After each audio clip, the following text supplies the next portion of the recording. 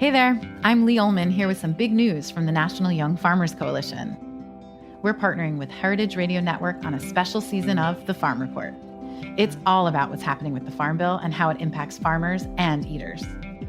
I am growing diversified vegetables on land that's been in our family for 150 years. And so with the pandemic, gentrification, property values going up, we had to sell the land and we lost it. Join us as we uncover the untold stories behind this massive piece of legislation that shapes how we grow our food, what we eat, and so much more. The problems we have had, those are things that come from earlier Farm Bill and USDA policy, right? Like Earl Butts, get big or get out. You know, it's my responsibility to know not only what I'm eating, but then like how that all came to be. And realize like, wow, like this piece of legislation, all this money, like it's technically something that I support as a taxpayer. While Congress debates the next Farm Bill, this is not just an invitation to listen. It's a call to action. Be part of the conversation. Subscribe to the Farm Report on Heritage Radio Network, wherever you listen to podcasts.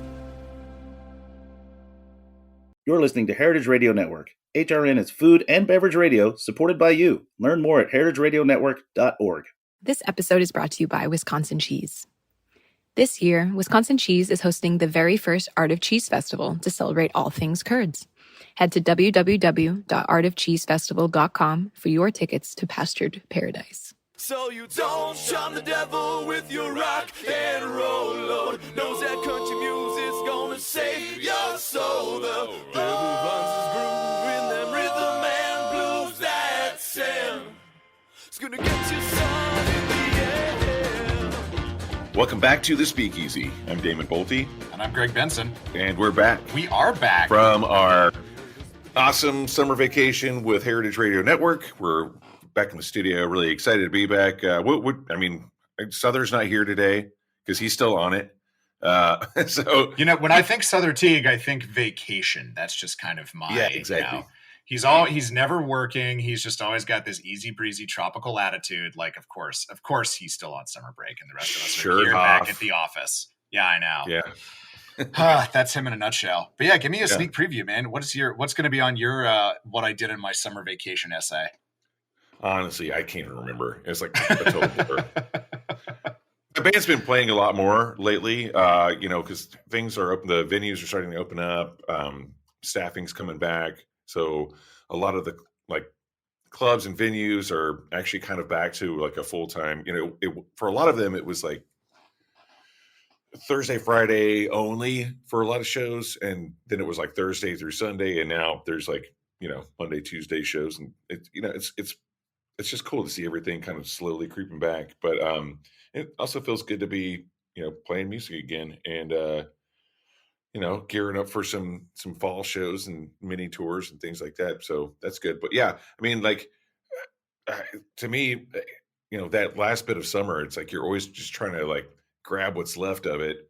And I like it when Labor Day comes around because even though it's for some, it will signal the end of summer. I really like fall. Specifically, I love fall cocktails. It's like if when they're like, what season are you? Like as far as like your makeup and hair color and all that stuff, I would be a fall as far as cocktails go. I just like mixing with bitters and spices and kind of more stirred boozy. Fall in New York's great, but also fall out here in Northern California is a really beautiful thing as well. So yeah. What about you? What did you do? Where you been? Oh man, well I've been gallivanting as I'm wont to do. I spent a week out in Denver, and I am proud to report that I did it all. I did everything. Like literally, I left with one thing on a massive Denver bucket list uncrossed off. I went to everything else. I did Death and Company. I hit Tartarian. I hit Retrograde. I did, in fact, I visited a friend of mine who I didn't even realize lived out in Denver. I only found out he was living there because I posted a photo of Lucifer, the cursed demonic horse statue outside of the Denver airport on Instagram.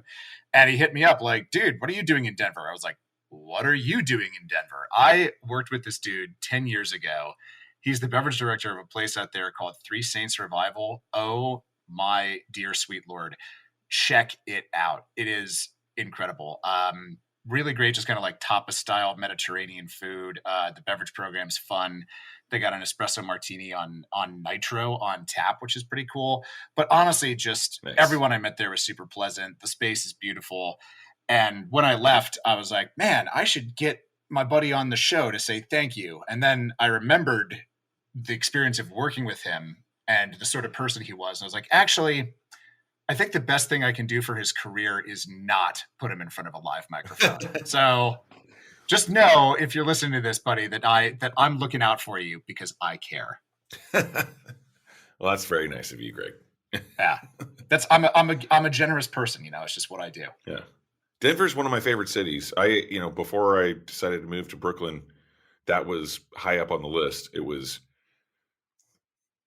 full-time Austin, which I'd already kind of part-time lived in. But then it was San Francisco, New York, and Denver. So the only one that I haven't lived in is so far is Denver. Maybe one of these days. But there's just something really nice about Denver is that I've been going there for probably over 20 years just to visit and go to bike rallies and play shows on tour and whatnot. And then just watching it over the last 20 so years kind of evolve into what it is now with the food and beverage scene. But then there's still a lot of really cool old school stuff there too. I mean, I'm trying to remember this place called the Commerce Inn or something like that, I can't remember. I think that might be it, but it's just this place full of taxidermy and it's been around forever. And it's kind of a cool, weird, steakhouse of sorts. And it's kind of a little bit further out from downtown. So it's one of those places. It's like going to when you're in New Orleans, going to Willie Mays, Yeah, it's you got to know it's there to make the trek, to make the pilgrimage out there to go to. Yeah, you're not going to just happen upon it. It's it's a thing. So pretty cool. But yeah, so one of the other things that we just have been doing, I know that you and I and Sother collectively, is we've been working on, and this has been kind of something we've had on the burner, and then at times on the back burner. But it got back on got back on Expo, and it's finished now. And we're going to talk about it today, and we're going to talk about the release of this really cool cocktail box set. That I can't wait to try your cocktail, Greg. Especially, I mean, Sother. He doesn't. I've had too many of his cocktails. I'm sure it's great. I bet it's bitter. I haven't tried it yet, but I'm willing to bet it's sharp. Actually, with this kind of situation, I feel like he typically likes to get into a shaken citrus cocktail because he doesn't really often get to. But anyway, we'll get into that. Why don't you bring our guests in today? Yeah, absolutely. So in the studio today, we have our friends, wonderful entrepreneurs, and our collaborators, Mike Milyovsky and Anna Gurovoy from Shaker and Spoon. Guys, thank you so much for joining us. And it's nice to be celebrating the fact that our baby is out in the world now. So congrats to you and also to us. Yes, let's all pat ourselves on the back. And thank you sincerely for having us on the show, the first one back for summer break. There's literally nothing I'd rather be doing on a Wednesday than chatting here with you guys in the studio about our project. Talking cocktails. I love it. Oh, thanks, guys. I mean, there's nothing I'd rather be doing on a Wednesday than hanging out and talking about cocktails and also myself. So there we go. It's the best of all worlds. Greg, also me. Yeah, exactly. I know. That's how right? I feel too. We should have a podcast. It seems like we like this a lot. Oh yes. So we've Damon and I were kind of teasing what this is and what this project is that we're collaborating on. But why don't you two let the listener in if they're not. If they're not familiar with Shaker and Spoon, tell them a little bit about what you all do and then how we wound up in bed together as business partners. Yes, no better place to be. Well, longtime listeners of the Speakeasy will know that we were on the show, I think, in 2018 or 2019, soon after we and Sother first met. Sother's been making cocktails for us for a while, and he had us on the show the very first time he debuted. But Shaker and Spoon is a cocktail subscription service I hate to compare it to Blue Apron because it's so much better, but if you think of Blue Apron, you kind of get the idea. But instead of making dinner, you're making cocktails. But instead of making whatever cocktails, you're making cocktails with original recipes by Sother, Teague, and all of his friends in the industry. Really great recipes you can't find anywhere. Bars that maybe you can't visit if you aren't flying out to Denver and Northern California, Death and Co. and all those places. We bring all that great stuff to you, and we teach you the philosophy behind it. So you can also develop your knack for mixology and your palate and have a great time and impress all your friends. One of the things I really dig about this program is that,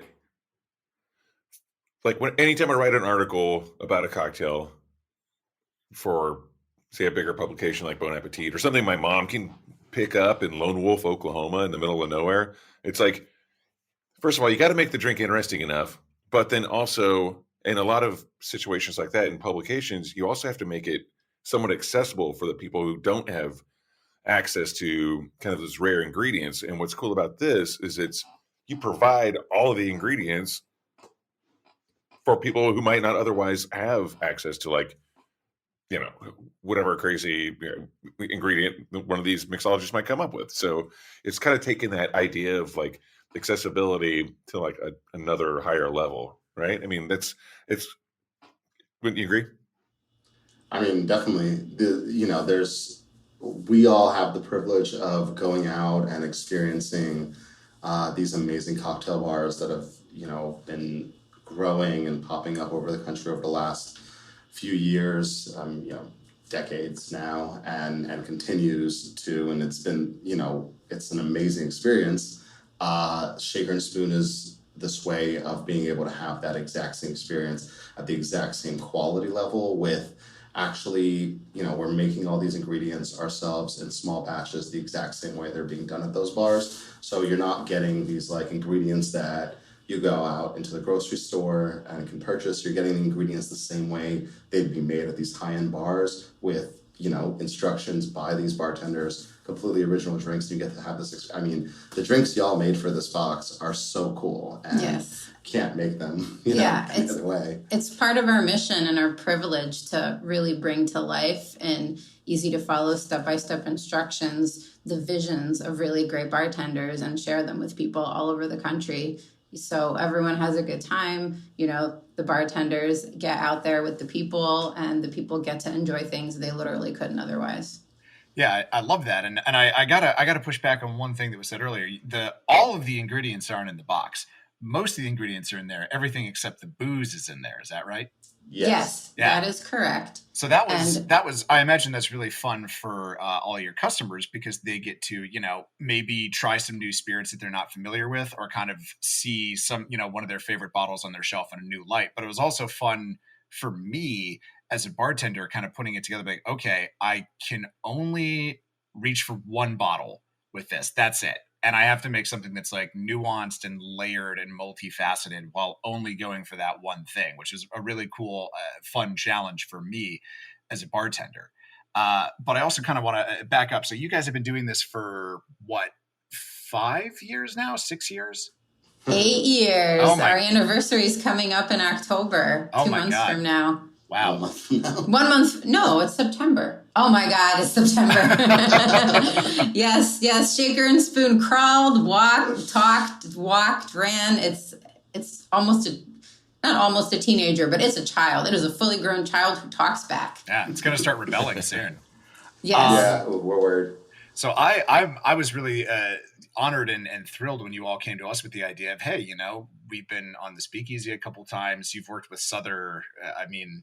I'm not sure which she has more of appearances with you guys or bars in the United States of America, but I know you've been working with him for a while. So it was really, really awesome when you approached us and said, hey, let's do a Speakeasy box. So I would love to talk a little bit about it, but I'd love to hear, your side of the process of how that idea came to you and how you formulated, okay, how are we going to approach this? How are we going to go into, building a cocktail kit around this podcast and these three, I'd like to think fairly large personalities that are on this show? Well, I have to give the credit to Sother in absentia. He was here in Red Hook. We were working on one of our collaborations and we were talking about what was coming up for the year. And he said, hey, how about we do a speakeasy box and Damon, Greg, and I will make the cocktails. And I said, I love that idea. Let me look at the calendar. We actually wanted to do a gin box in September. And I love the double entendre because, you know, gin was popular in those speakeasy days. So I think it was just one of those kismet things that came together. And Sother said, okay, great. Let's get everyone on a text right now. And honestly, the rest was history. You know, we discussed the concept and I said, let's do it around the podcast, but also around this speakeasy idea. And, you know, then we handed it off to you guys. Then what happened? Oh man, well then I got the prompt and I was like, okay, like they want sort of I think the prompt was doing an old fashioned style cocktail with gin. And I wasn't sure if that was old fashioned in the sort of like old timey sense or old fashioned in a kind of like, you know, like an old fashioned, the cocktail sense. And for me personally, I was kind of like, okay, I'm not sure how I would build a gin old fashioned unless I wanted to use Old Tom gin, which I didn't because I know that that's more kind of an esoteric ingredient, and I didn't want to give people like an errand along with their cocktail box, right? So Yes. I was like, okay, let me build something around this idea of like bathtub gin. So I tried to, within the old fashioned formula, still having gin be the major flavor in there, that really rich kind of juniper botanical thing, just sort of throw a kitchen sink of different botanicals at it in different weird and interesting ways and kind of see how I can build a sort of a cacophonous doesn't really have the connotation that I want it to, because I mean cacophonous in a positive way. It's very harmonious. Oh, thank you. I'm obsessed with it. Thank you. But yeah, but I liked how, like, just through much very strenuous research and development on my behalf of drinking all these cocktails, like I was able to get all of these like very different, very odd flavors to kind of play together, which was a lot of fun. Yeah, I think that's actually what it is. It's a lot of weird flavors coming together for something super cool, which is... I don't want to call it weird. I would like to say it's a lot of disparate flavors, and then the combination really comes together and surprises you. Almost you wouldn't think it works, but it works. Like there's aloe drink in there, and there's rooibos tea in there, and you know you maybe wouldn't think of at least the aloe in an old fashioned, but it's delicious. Oh, it's so cool. I can't wait for our customers to try it, and I can't wait for your listeners to try it. You know, they've been listening to you talk cocktails for a while now, and you know, I think that this box is, you know, we have the Prohibition theme, but it's also a love letter to the listeners. Sother in absentia, I'll talk about one of the things that he did for this box was he wrote this kind of like letter from the curator, and it's in the recipe booklet. It's on the first 2 pages, and he wrote about when he first started working with you, Damon, and like what the podcast has meant to him, and when Greg came on, and he talked about one of his favorite episodes, and of course there's a QR so that everybody can listen. And you know, I just can't wait for everyone who's been listening to you guys to actually try your drinks. And anyone in the country, and Hawaii and Alaska and Puerto Rico, literally anyone with a U.S. Post Office who is listening to this podcast could get it and, you know, try these drinks in a couple days that we're talking about right now. That's so awesome. You know, you just made me remember how old I am by talking about this. I've been doing the show for 13 years, and Grand Army's been open for 8 years, and you mentioned that you're about to turn 8, and I'm just like, and I believe I brought Sother on in year 8, and then Greg came on like kind of like close to kind of around the beginning of COVID, right? Yeah, it was about a year before COVID, I think. Yeah, and I was living out here, but I was doing the bicoastal thing, so I was still in Brooklyn, but you know, anyway, it just made me think about like why didn't we do this earlier? Well, you know what? For a long time. We're here now. That's exactly right. I'm really excited. No, me too. And that's it, and it's also like you said, you know, anyone that has a U.S. Post Office, they can enjoy this and like kind of get into it. I don't know, like Greg, I think that, like, with the gin old fashioned, I've always loved gin old fashions. I mean, I think even just like a straight up, just classic build of a gin just an old fashioned with gin, right? It That's the great thing about that format of that cocktail, just classic cocktail by definition. It really works with everything. I mean, but the way that you took it, and I love rooibos tea. I don't do caffeine anymore, and I haven't for a while. Um, but I love rooibos tea, and I love the robustness of it. I actually used it. It's in the Green Hug Old Tom gin that Maxwell Britton and I created with Stephen D'Angelo from Green Hook.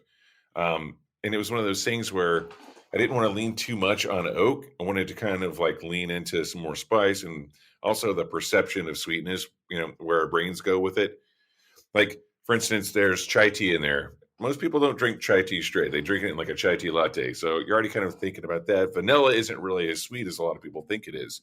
It's in a lot of things that are sweet, a lot of confectionery and kind of dessert stuff, but like it's not necessarily all that sweet. So the idea was to like kind of play off the perception. And what you've done here is you've manipulated that drink into something completely different. And you can use, if I just want to say this is what I was trying to get at. If you are out there listening and you do happen to have, multiple different gins in your home bar, try it a couple of different ways, Yeah, and that's the cool thing about absolutely. this kit and like what you've done with it is like, ultimately we all have our own taste, especially when it comes to gin, and some people like really old school, like resiny, piney, super crazy, like dry London dry gin. But then also, like I worked for Brooklyn Gin and it was all really fresh botanicals. It's on the other end of the spectrum. And especially for my cocktail, that's what I wanted to do, is open up those options. And it's worked so far. It's worked in every way possible that I've tried it. But we can talk about that, I guess, when we get back from our break, because it's about halfway through the show. So let's take a quick commercial break here from our sponsors, and then we'll be back in just a few with Mike Nana from Shaker Spoon. Back in a few. This episode is brought to you by Wisconsin Cheese. Wisconsin certainly knows their cheese. The only state that requires a license to cheese, they take the craft very seriously. That's why this year, Wisconsin Cheese is hosting the very first Art of Cheese Festival to celebrate all things curds. From September 29th to October 1st, you too can join the Jubilee. Over the course of the festival, you can learn how to pair cheese like a pro. Art of Cheese is thrilled to offer classes on pairing cheese with wine from the industry's leading sommeliers, cocktails from spirits experts, chocolate, and coffee. Yes, coffee, with cheese, from a former cheesemonger. At Art of Cheese, you can level up your artisanal cheese-making knowledge with a curds-on deep dive amongst the cream of the crop and celebrate all things cheese by dancing the night away as the belle of the Wisconsin Cheese Ball. You won't want to miss out on finding your next favorite cheese at the party of the year. Head over to www.artofcheesefestival.com for your tickets to Pastured Paradise. And we are back. You were listening to The Speakeasy here on Heritage Radio Network. We're talking with our friends and collaborators, Mike and Anna from Shaker and Spoon. And when we went into the break, we were talking about the fun versatility that these kits provide, because obviously you can use, any of ours, for example, being a gin box that we developed. You can use, any of the big players in the gin world, like Tanqueray, your Beefeaters, your Hendrixes. They'll all work pretty well in that. But we were also talking about how it's fun to mess around with, like, maybe throwing an Old Tom in there. Or I actually did this a little while ago because I had made a lot of that rooibos thyme syrup that my cocktail uses, and I was kind of tired of navigating around it in my fridge. So I was making some cocktails with it, and I did wherever Phil Duff was at the time. I'm sure his ears perked up because I started using a nicely aged Geneva in it, and so good. So we talked a little bit about the different ingredients that go into it, but Damon, you've been very coquettish about your cocktail. Spill the beans. What's in your drink in this box? Before Damon spills the beans, I want to jump in to say all these gins, you can also zero proof it really easily for anyone who's interested in trying. Oh, okay. Yeah. I'll let you say it then. Yeah, it's true. It's true. So yeah, mine's the Pandana. So I love gin and tonic. And I should say I love tonic and gin because, like you were saying, you can low and no proof these cocktails, and especially I think for mine, it's probably the easiest one to do so with because it's a longer drink, and so it might be a little bit easier to kind of zero proof it if you wanted to. But also, I mean, if you want to do low proof, I mean, you can play around with that too, just by changing the base proportion. But yeah, so it's I love riffing on gin and tonic.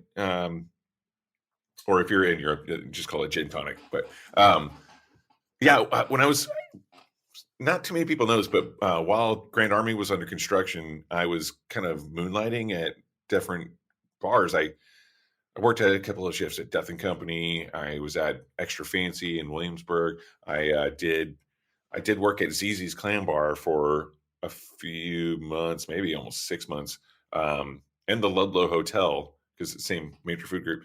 But the pineapple cocktail at ZZ's, it's just hella pineapple, right? But it's a heavily infused gin with pineapple, and then it goes into a bunch of different ingredients and chamomile. It's a beautiful drink. Well, I was sitting there with Thomas Waugh one day, pre-shift, and I was having my pre-shift drink, which was I made myself a gin tonic with the pineapple gin that we used for the pineapple cocktail. And he was like, "Wait, what?" He's like, "Make one for me." I was like, "Dude, it's really simple. It's a gin tonic, but it's just the gin's infused." But the tropicality, I like where we're at with tonic these days, because there's so many different styles of tonic. But one thing that I haven't really seen yet is anything that's barrel aged catching on. Because like when you go to cognac, they drink cognac and tonic. Here in the States, we always think about it's got to be clear to go with tonic, which is totally untrue. So you can figure out different ways. You touched on Old Time Gin being a barrel aged gin. Totally works in this cocktail. But for instance, it's a banana and pandan gin tonic, and just having that tropicality and that pineapple gin tonic and ZZ's, it just is my refreshing. Like, it's New York. You don't have to drive. So like, there's also ZZ's. So it's like a celebrity, like little treehouse of a bar, it's like any given night you're there. It's like, there's only 13 seats in the place. Everyone's smoking inside. It'd be like Madonna and then, David Letterman and Regis Philbin and like Nas and Jay-Z and Beyonce. It's like, and everyone's just hanging out there like it's no big deal. And, cause it wasn't a big deal, but, yeah, I mean, like as a bartender, it was like you could get away with a lot of stuff.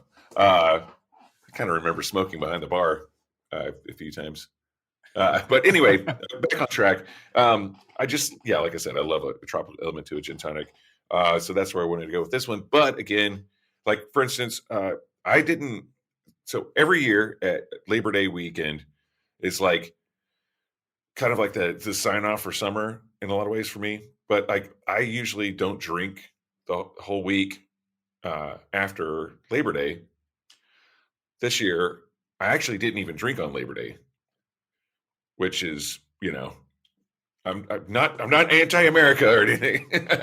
I'm just saying, I was just like, if I don't want to, like, I just didn't feel like drinking for the day, and it just happened to be Labor Day, which is a big drinking holiday. But I was also like, I want to go on a motorcycle ride, and I don't want to I obviously don't want to drink and ride my motorcycle. I was like, also, I don't get pulled over and get a DUI. Like in our industry, it's like you get a DUI, like it kind of ends your career in a lot of ways, because I work on the brand side, I work in marketing, I own a liquor license, like all this stuff, and like it's too much to risk. So, all I'm saying is like it's easily turned into an NA or like a lower no cocktail if you choose to. And that's what's really cool about this too. I love that. Like, I just want to gush about Shaker and Spoon because it's not just these cocktail kits that get sent out, right? You can go to the website and you can order all these ingredients. Like, I don't know, if you're allergic to banana, you don't have to.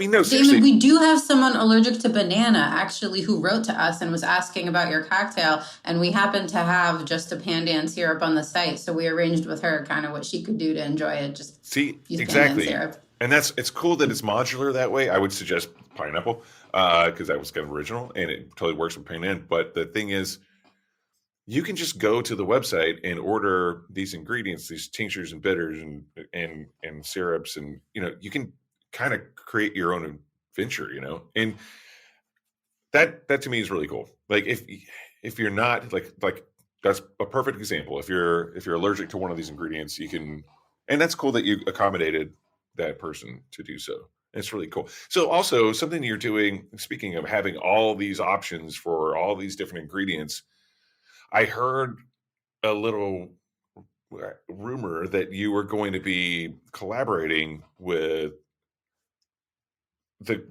I would say probably I know that like there are a lot of different cocktail competitions out there, but I would say that my favorite one, and not just because we're twins, my twin doesn't work in the industry, hers does. But Speed Rack, I'm talking about Ivy Mix, of course, but you're going to be working with Speed Rack this next round. That's awesome. Actually, it's going to be our third year collaborating with them. And this, of course, was born out of the pandemic, coming out of 2020 when they couldn't do their live events. They were losing all of this donor money that should be going to the cause. And they asked, like, what can we do together in lieu of the live events? And we came up with these kits where we would feature cocktails from past alumni of the competition, past champions. So we had their cocktail recipes, and then we had really neat swag that the brands donated to make it like a very special, exclusive, limited edition box, and all the proceeds are going to the Pink Agenda. So we did in 2021, we did in 2022, and we're coming back to do it in 2023. We're just starting to get the word out. We have really great kits with cocktails from Carmichael, Kelly Thorne, and Kate Gerwin. The drinks are delicious. There's some really cool stuff that's coming in the kits. There are these limited edition tropical mugs from Don Q that there's only I think 150 out there, and they sent us 100 for our 100 boxes. So handmade, beautiful. Tiki Diablo designed them. So really great stuff like that. Those are going to be front and center on the website, soon going into October. And, anyone who wants to support Speed Rack and support the research, we would love to send you a Speed Rack kit. Very cool. I mean, that's so awesome. It's so awesome. And, just being able to have that option, I just want to say this too, because we're starting to get into, if you don't mind me kind of going back to something we were talking about just a minute ago, but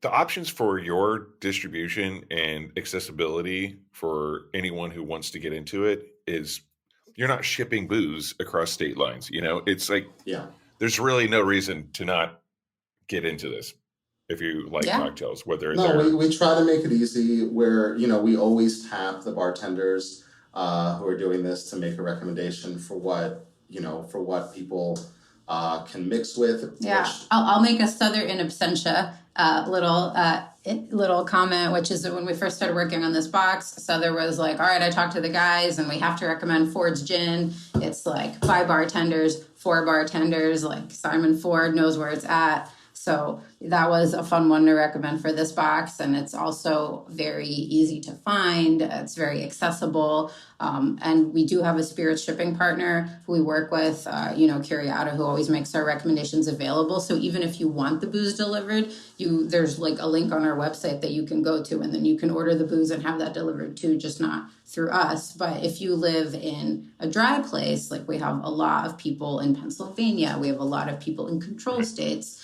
that it would be really hard for them to enjoy shaker and spoon at all. But for us, it's a feature, not a bug, that we don't include the alcohol. So it's accessible to everyone. Everyone is welcome. Anyone who's having trouble finding this stuff, we will literally work the phones and work with our customers to find something that will work for their box. I know. I love that story you told about the customer who was allergic to banana, who wrote to you and was like, "Hey, is there a workaround that you can do for this?" Which I thought that was so awesome that you guys did that. Does that happen very often? Do you very often have to do kind of modifications like that for people? Well, yeah, I mean, there are a lot of people, for example, with nut allergies, and sometimes we might have like a chicory pecan bitters. So we might recommend a different bitters or, come up with something so they can enjoy the cocktail. The food allergies are out there and we have a large subscriber base. Every time we release a box, we have a full length blog describing the cocktails, describing everything in it. And at the bottom, we call out any of like the big 8 or 9, whatever the official allergens are, like the egg, wheat, sesame, nuts, tree nuts, all that. Like we call out anything that falls into that category. And we also make sure to cover what all the flavors are so that if it's kind of an allergen that isn't one of the main ones, you can still figure out from reading, there's strawberry, there's banana. There are a lot of people allergic to strawberry. There are a lot of people allergic to strawberry. It's very weird. I mean, and unfortunate because strawberry is delicious. Yes. I know. And then grapefruit is one. It interacts with some medications. So we always call out when there's grapefruit, and we try to make a suggestion, you could mix it with this instead of like the grapefruit soda. Well, we love Palomas around here. Oh, yes. Well, as long as we're talking about process, I got to ask, like, I remember the last time y'all were on the show, you were sort of talking about, you were kind of in your like startup days. I remember hearing a story about how the first box that went into production, you were in the kitchen mixing syrups for like 36 straight hours or some shit like that. Like, I would love to hear how the operation is. I don't want to put words in your mouth and say matured. I'll let you be the judge of whether or not it has matured. Okay, good. Yeah. So what's it like? I would hope so. I would hope I've matured in the last 5 years too, but on a given day, sometimes I'm just not sure. But talk to me a little bit about what Shaker and Spoon Industries is like today, because I loved like having this syrup that I just made in my kitchen and sort of threw together the recipe for, and then seeing it come out in this like very professional, like labeled little bottle. And I was just like, wow, this is my recipe with so much more street cred than I could just ever give it on my own. So how did it get from my crazy brain into a very nice, properly labeled bottle? Well, thank you for the kind words on that. I mean, we could probably have a whole show talking about everything we went through in 2020, that has kind of led to where we are now. So I'm going to try to keep it very summarized. But at the end of 2019, we were in a shared kitchen in, it was Sunset Machine Co. We were kind of starting to grow out of it. We were thinking, after our holiday growth in 2019, we got to move into something else. And we had a kismet moment. Our friend Alex Ingalls, Pilot Kombucha, she had this space in Red Hook that she had, basically built out. But then she got a co-packer and she got a distributor. Suddenly she didn't need all this space. She just wanted her kombucha tap room. So she was starting to sublet the space. And at that time, we were only producing like 1 week out of the month. So we got this whole deal worked out where, she was sharing to other companies and we would take over the whole thing for that week. And then we would kind of shrink down to a smaller footprint and the other companies. So this is all heading into 2020. So January 2020, we had our first production here. February, we had our second one. And this is going to be our year. Yes. And everything went bonkers. And we don't have time to summarize everything that happened, but we ended up taking over the space. She ended up moving to the West Coast. The other companies moved out of here. We took over 2 more buildings that were connected, and now we have kind of a Shaker and Spoon compound, which I would love to tour you through and show you all the processes firsthand. But hell yeah. we have a much larger footprint here, and I'm going to hand the microphone to Mike to talk about the syrup production specifically, because we worked very hard on iterating that. Yeah, so the promise of Shaker and Spoon is that we are going to deliver these house-made products to you, made in the same fashion they're made at these high-end cocktail bars. And so we've worked really hard to actually develop a process for that. So everything here is made, like I like to tell people that it's made in, we make everything as efficient as possible and something that is inherently inefficient. So we're making everything in these really tiny, small batches, like literally just made in these 20-gallon pots.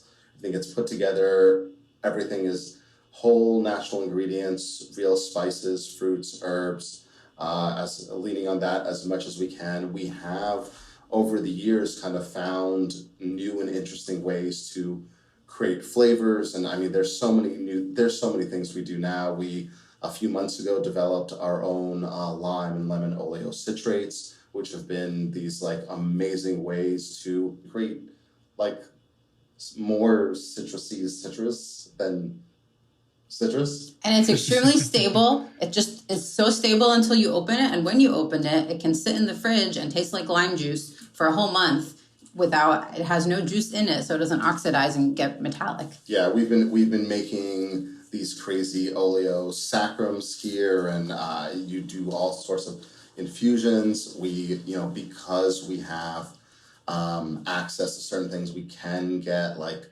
I'm trying to think of the things that we did that maybe are a little outside of what would be done in the bar. Like, we don't like to use things like concentrates when it makes sense to use fresh fruit. But then there's times where it just makes sense to use a concentrate when you want like a insane like hit of flavor. And so I remember once we were working with Suzu. Yeah, with Suzu. And he had this idea for this Japanese curry punch, and we were like, well, how do we do that in a punch where you're adding all of this champagne and like all of this stuff, all this dilution, yeah, and dilution, and we're like, we'll dilute a concentrate in the drink, and that's kind of what we did. We made this super concentrated like apple curry syrup that then went... we call it the Ringo cordial. It's still on our site. I think we still have the syrup itself. We do, yeah. The kit is gone, but the syrup remains. That's actually one of my favorite drinks. That it's like, I love Japanese curry, and I've like never considered bringing those flavors into... I mean, that's why we collaborate with amazing people like you and like Suzu, is because like we're, I'm here to try to bring that vision to life, but I'm just not as creative as you are. We're executing here, but I want to talk a little bit about the process. Like we have our bottle filling machine, which is new for us, and I have a video of how it works that I can send over if like HRN wants to share it. But we have like these little nozzles like filling the bottles, and they like go through, and it's like it's not a conveyor belt, but it's like a little conveyor belt moment, and the syrup liquid is being pumped in from these pots. And, the batches are still relatively small. What are they, 20-gallon pots? Yeah, everything is made 20. I mean, we make multiple batches at a time, obviously. But yeah, everything's made in these super tiny batches with all natural whole ingredients and trying to capture that flavor. Yeah, we put the pots on the induction burner. It boils. It goes through the tube. It connects to the filling machine. It gets filled. We put the caps on. Then, so the way that the product is like sealed and self-stable is we flip it upside down. It's a hot fill process. It's called an inverted hot fill, yeah. What is it, hot fill hold? Yes, there's an inverted hold on it, but that is a way for us to make it shelf-stable without adding anything that's unnatural for preservatives. The only thing we use for preservation is, when needed, citric acid, which is a natural extract from limes, lemons, and citrus. It's just basically powdered lemon for the most part. That's a little bit more concentrated, and it's just to bring the acid somewhat higher so that it's an unwelcome environment for bacteria. But yeah, everything is all natural, made the way it would be made at these bars, done, put into a bottle hot, flipped, cooled, and that's it. And you're getting, you're getting that robust intensity of flavor at the exact specs from people who have won award. By the way, we entered into this. We didn't say congratulations on your speakeasy. Yes, that's right. The award. Spirit Award. Oh, thanks. Congratulations so much. And there couldn't be a better time for the box to be coming out to be celebrating the award. I know. Yeah. Talk about kismet. Yeah. Yeah. Right. I wish we'd have time to make like tiny little like crystal that would have been so fun. As coasters, like, come on. Yes. Oh, totally. Well, you know what? Next time. Yeah, totally. Next year. Next but award. Greg, coming back to your question, I guess that's kind of the difference. One of the main differences between what you've cooked on the stove at home is we do have the pH properly met and recorded. That's very important. We work with Cornell and make sure everything is tip top and safe. So we have a custom cooling sink that we had built when we built this facility out, and basically, it has all these different, what are they called? Not bins. Well, they're like cooling compartments. Yeah, all these compartments. We have, down. we have thermometers in each of them, and each compartment is a little bit cooler so that it cools down safely. And once it's cool, it's sealed. It gets the label on. It is ready to go. Yeah. And I want to come back to the other thing that I was saying about 2020. I think it's actually very, very relevant to this podcast. is in April and May, when basically the city was locked down, we were exempt because we were an essential business, because A, there's a warehouse, B, there's food. We were like exempt on 3 different things. And, you know, at times it was hard to get people to come work here because everybody was scared. And I mean, we went from our 1 week production to like every day of the month, but super spread out. And we were doing all kinds of wild stuff to keep people safe. I mean, even when they were saying not to wear masks, I was like, well, I see they're wearing masks in the hospital, so I'm pretty sure that it prevents the spread of COVID. So we donated all of the surgical masks that we had to the local hospital. You know, we had them for working with kind powder and stuff. But then I had a friend who was sewing. She had a wedding dress business that nobody was getting married, and she switched to sewing masks for hospitals. So I said, how about I order some for the Shaker and Spoon team? And we were like her guinea pigs, because we had all these different heads and faces. And she ended up having a whole COVID mask business out of this. We were her test subjects, but we had masks. We had this like decontamination station. I mean, it was crazy. Like, we had people come in and like spray their phone and like do their hands. And then like after they did all that, wash their hands. And it was really extra. At the time we didn't know, but nobody wanted to ride the subway. So we rented these vans, and it was like the Shaker and Spoon party bus. Like, we had a route that was from the very top of Manhattan going all down the island and around Brooklyn, like picking everybody up and dropping them here so they wouldn't have to ride the subway, because the subway was barely running and it was crazy. And we had night shifts because suddenly we had all these orders. And everyone was so spread apart that our production was very inefficient to even fulfill these orders. But the part that I'm getting to is there were a lot of bartenders who were out of work.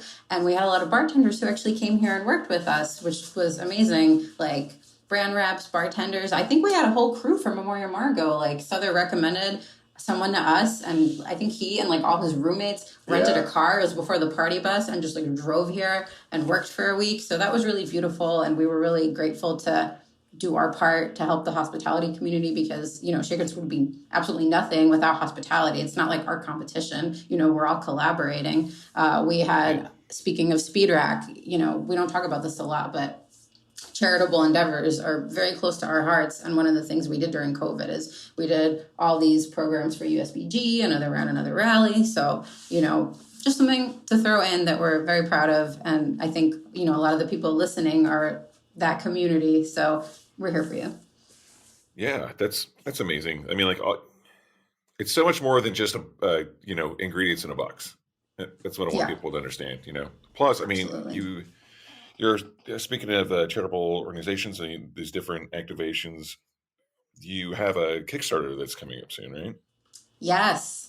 And we haven't told anybody yet. So this is kind of the debut of the information. All right. Breaking news. Here we go. Yes, This is breaking news. The Speakeasy has the scoop. It is going to be launching at the end of September, and it's something that we worked on with Sother. And the working name is the Better with Bitters Experience.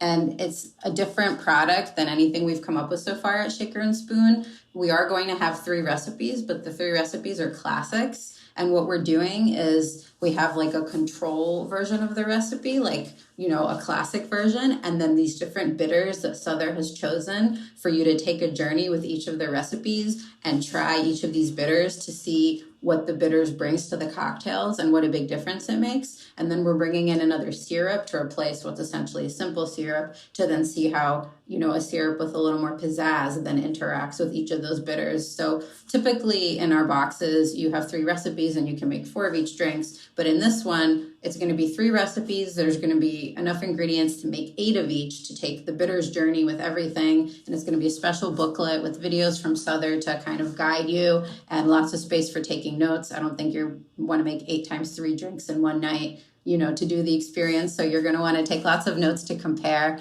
And, you know, it's something that our community's been asking for, a little more focus on the classics and, you know, how can we get more bitters education? So we're really excited to kickstart this and see what kind of support there is out there for us to create products that are outside the scope of what Shaker and Spoon is currently doing, and, you know, answering the special requests that we're giving. So if anyone from the Speakeasy audience wants to come and pledge, we would love to have you. You know and love Sother, and this is something we're working on very closely with him.